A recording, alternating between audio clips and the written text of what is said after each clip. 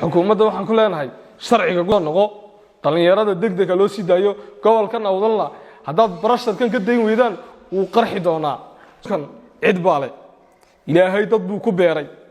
muusana wuxuu leeyahay hanti uu leeyahay bal inaan ka hadalno ku mucaaridna ku dhaliilo Itoobiya ha siiyo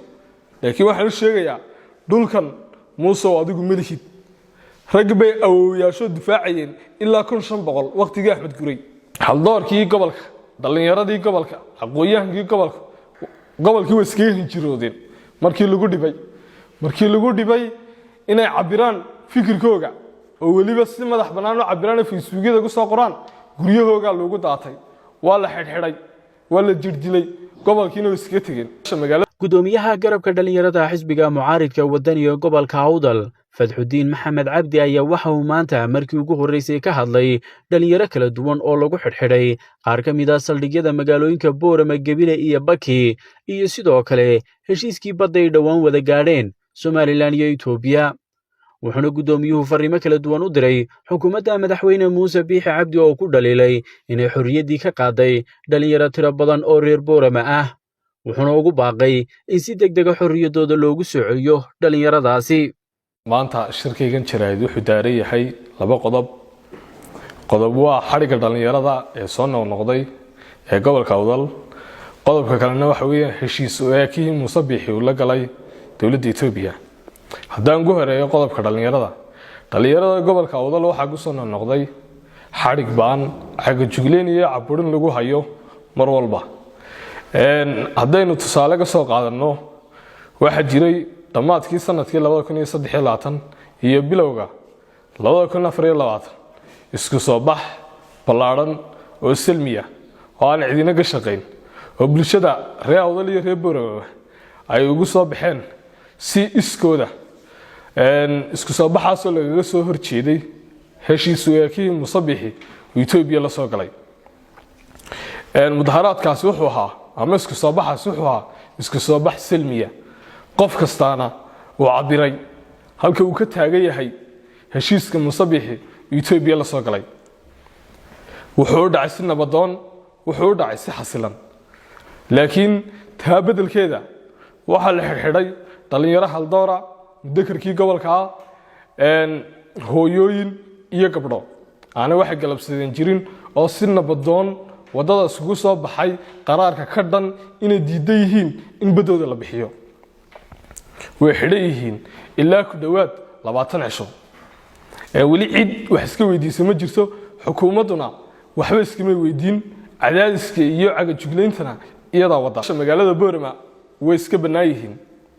Boorama waa meel nabdoon jeelashiidii wax lagu xidhaa leeyahay anigu maan garan sababta dhalinyarada Boorama loo geynayo gobol kale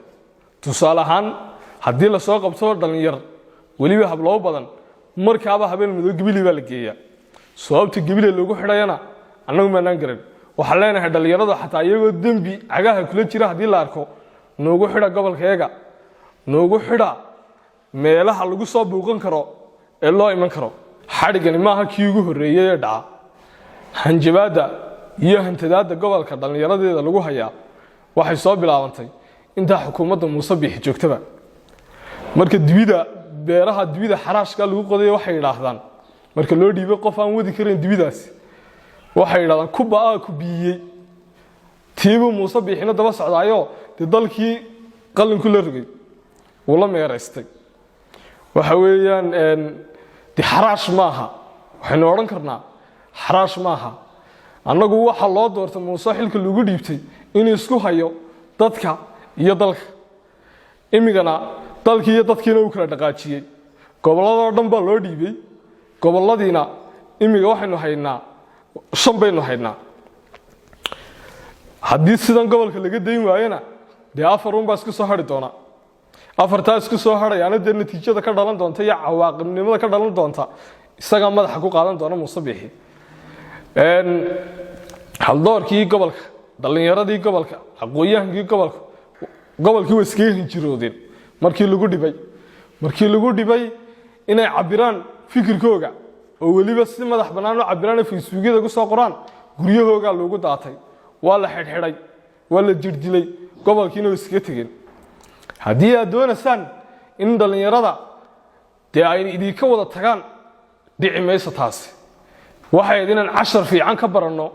hanjabaadda handadaadda xadhiga iyo cagajugleynta sool wixii naga soo gaadhay si fiican baynu garanaa dee xukuumaddu malaa isma dhegaysato ismana daawatee waxay ahayd inay cashar fiican ka barato wixii sool ka dhacay xukuumadda waxaan ku leenahay sharciga ku soo noqo dhalinyarada degdega loo sii daayo gobolkan awdalna haddaad barasharkan ka dayn weydaan wuu qarxi doonaa sababtaana idinka ayaa yeelan doona qodobkayga labaadna wuxuu daaran yahay heshiis wayaakihii oo muuse la soo galay Ethiopia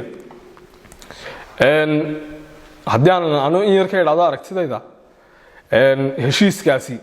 horta wax documentiya lagama hayo koobina lagama hayo original lagama hayo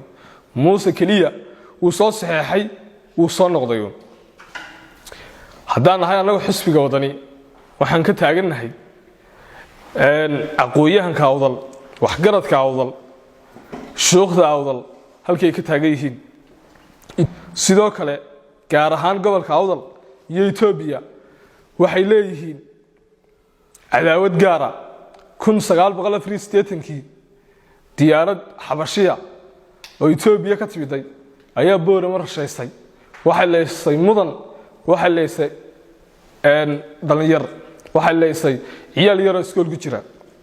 markay halka taagan tahay annagu gobol ahaan iyo wadan ahaanba waxaan ka taagannahay meel adag mana bixin karno qofkuna wuxuu bixiyaa wuxuu leeyahay waxaan waa dhul Soomaaliyeed meel walba annagu ahmar uma ogolin haddaan sida laga tagin dee dhulkan cid baale ilaahay dad buu ku beeray muusana wuxuu leeyahay hanti uu leeyahay bal inaan ka hadalno ku mucaaridna ku dhaliilo Ethiopia ha siiyo laakiin waxaan u sheegayaa dhulkan muuse oo adigu milihid rag bay awoowayaashood difaacayeen ilaa 1500 waqtigii Axmed Guray sidoo kale rag bay awoowayaashood isticmaalkii kaga saxeexeen inaanay ku dhalin inaanay ku dhaqmin iyo inaanay ku dhiman naagta uur kale ee Britishka bax baa lagu lahaa wadankiina ku soo dhal inta wax la diiday nin cadaan inuu dhulkan sheegto marnaba ogolaan mayno qiimo kastoo tagaso marxalad kastoo tagaso in Ethiopian taa ka dhul Soomaaliyeed siiba gobolka awdal inuu yimaado waxaan kugu celinayaa waxaad qof siin kartaa waxaad leedahay waxaan ku soo gabagabeynayaa ama ku baaqayaa in doorashada la qabto waxaan ku kala badbaadinaa waa qabashada doorashada muuse sanduuqii duudkaad ku siiyay dhulka inoo dhigmaan leeyahay